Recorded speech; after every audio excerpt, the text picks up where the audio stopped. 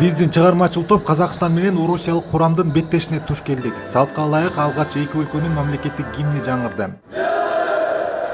Расмий жөрөлгөлөрдөн кийин оюнчулар дене жыйытууга киришти. Оюн башталгандан 2 мүнөт өтпөй орусиялык оюнчулар бир топтун артынан бирин салып 8-0 эсебинде алдыга озуп жөнөдү. Орусиялык курам үчүн бул турнир жыйынтыктоочу. Ну, мы одну игру выиграли, одну проиграли. Бир беттеш утулдук, бирөөсүн уттук. Бүгүнкү күнү кошкондо дагы 2 оюн өткөрөбүз. Ар биринде жеңиш үчүн күрөшөбүз. Жеңиш кубогуна дайыма катышабыз. Балдар 1-класска баргандан бери машыгып келет. Биздин эң жакшы көрсөткүчүбүз. Россия боюнча 4-орун. Результат у команды 4-е место в России. Шла плохо, потому что у нас половина команды была. Курамдын тең жарымы келбей, турнир алдындагы машыгуу начар өттү. Бир жума калганда даярдыкты баштадык. Бизге дагы бир машыктыруучу беришти. Ал бизди жакшы даярдап, азыр жардамы тийип жатат. Он нас хорошо подготовил. Ну и вот сейчас нам помогает.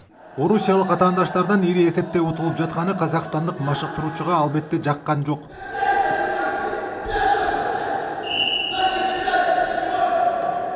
Ну, не хватает. Командалык оюн жетпей жатат. Анын үстүнө аябай кеч чогулдук окшойт. Болбосо баары жакшы болчу. Жекеме-жеке көрсөткүчтө күчүбүз тең. Бирок командалык көрсөткүчтө алсыз болуп жатабыз. Менин оюмча биздин оюнубузда бойлук параметрлер жетпейт. Олар башка элден келгендер узун адамдар, орустар, белорустар 2 метр болот. Ал бизде бой жагынан кичкентайда казактар. Судан кичкене кыйын болот.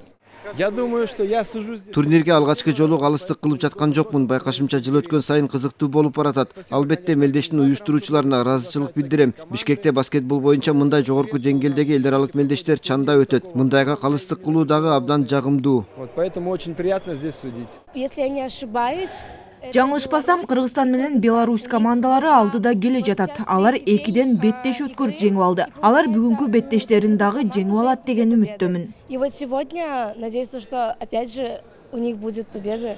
Но за Кыргызстан, потому что... Кыргызстандык командага күйөрмандык кылып жатабыз. Биздин топ алдыңкы 3 элдикке кирсе деп тилейм. Андан жакшысы турнирди жеңип алса экен. Акыркы убактарда мен дагы бир аз ойной баштадым.